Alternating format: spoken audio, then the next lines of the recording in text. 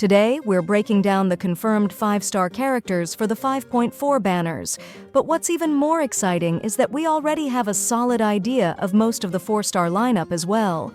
In this video, I'll break down the potential 4-star lineup, discuss how they fit into each phase, and analyze what this means for players deciding whether to pull or wait.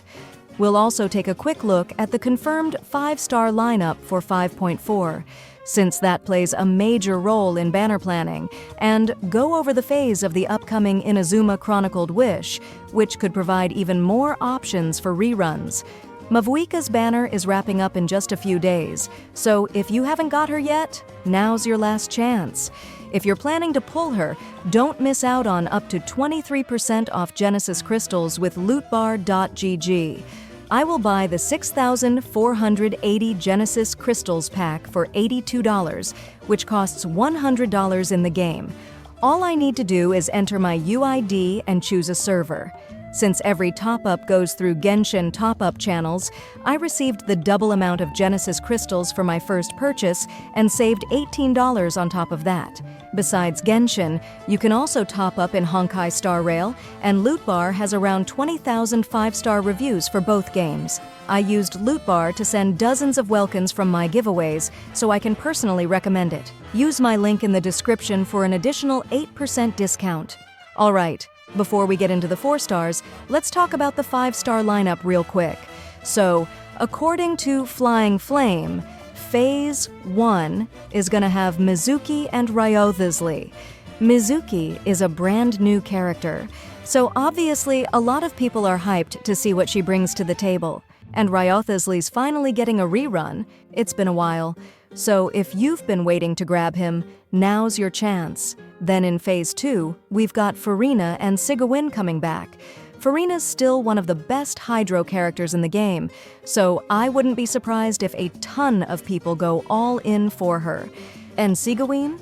This is her first rerun since release, so if you skipped her the first time, you might be rethinking that now. Honestly, both phases are looking solid. If you're saving up, it's definitely time to start figuring out which one you're gonna pull on. Now to the 4-star characters. Normally, we don't get 4-star leaks this early, but HomDG Cat, a reliable source for banner info, has already shared the 4-star characters expected in 5.4. According to them, we'll be seeing Mika, Goru, Sayu, and Chongyun, leaving just 2 more spots open. Now, looking at recent rotation patterns, it wouldn't be surprising if Charlotte finally made her return. She hasn't been featured since version 4.2, making her one of the longest absent 4 stars. Another strong possibility is Gaming, who has also been missing for a while. However, if Hoyoverse decides to prioritize characters that haven't had reruns in a while, we could see Faruzan instead of Gaming. Faruzan hasn't appeared since version 4.6, and considering how Hoyoverse likes to balance rerun gaps, she has a strong chance of taking one of those open spots. Now that we have a good idea of which 4-star characters are likely, let's break down where they might end up and why they make sense in these lineups. While Hoyoverse doesn't always prioritize character synergy when assembling banners, it's still interesting to analyze potential lineups and see how they could work together. The first phase with Ryothisli and Mizuki might be a cryo-heavy lineup, with Mika, Sayu, and Charlotte as the likely 4 stars. Mika is a strong fit for Wriothesley as he provides attack speed buffs and healing, helping mitigate the HP drain from Wriothesley's passive talents.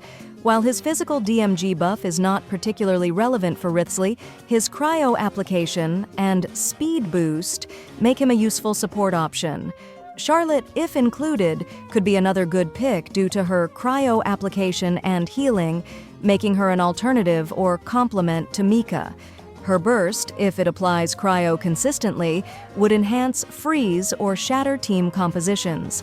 Sayu might seem like an unexpected addition, but her Anemo Swirl utility and healing provide flexibility. Additionally, Sayu makes sense in this lineup because Mizuki is also an Anemo character, meaning they can contribute to Anemo resonance. Why does this lineup make sense? Well, having both Mika and Charlotte alongside Ryothisli means players can run Cryo Resonance, which boosts crit rate for Cryo units. That's a massive boost for Ryothsley's damage output. The second phase focuses more on sustain and reaction-based team comps, with Goro, Chongyun, and possibly Gaming or Faruzan. Goro is a Geo support who specializes in defense-scaling teams. While he doesn't directly synergize with Furina or Sigawine, he remains valuable for Geo-focused teams. If players use these characters, Goro's defense buffs and Geo resonance remain useful. Chongyun provides Cryo Infusion, which could be useful in freeze teams when paired with Furina's Hydro application. However, his Cryo Infusion only affects melee characters, meaning it wouldn't benefit Bow or Catalyst users. Faruzan, if included, would serve as an Anemo support, boosting Anemo DPS characters like Wanderer or Xiao, while also enabling swirl reactions. This lineup covers a mix of playstyles. If you're looking for a freeze setup, Chongyun and Furina work great together. Meanwhile, Goro ensures Geo teams still have a strong support option, even if he doesn't directly benefit Furina or Sigawin. Lastly, the Hydro resonance between Furina and Sigawine increases healing effectiveness, making this one of the tankiest team compositions available. Another major feature coming in version 5.4 is the Inazuma-themed Chronicled Wish, following the Liyue-focused version in 5.3. This leak comes from Flying Flame, who was correct about the Liyue Chronicled Wish, making this information highly credible. With an Inazuma Chronicled Wish, the most likely rerun candidates include Yae Miko, Yoimiya, Ayaka, Kokomi, Ayato, and Ito, as they fit the usual selection criteria.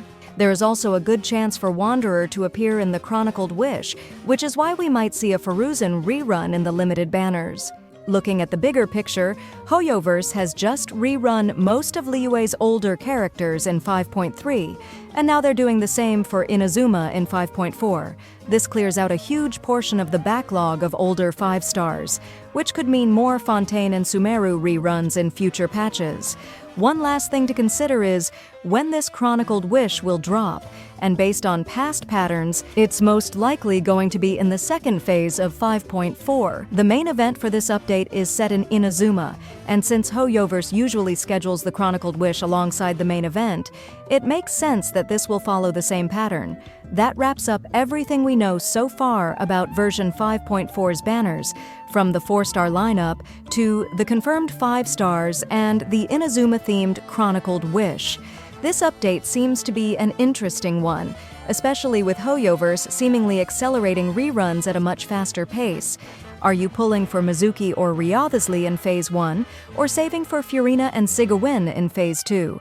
And what are your thoughts on the Inazuma Chronicled Wish lineup?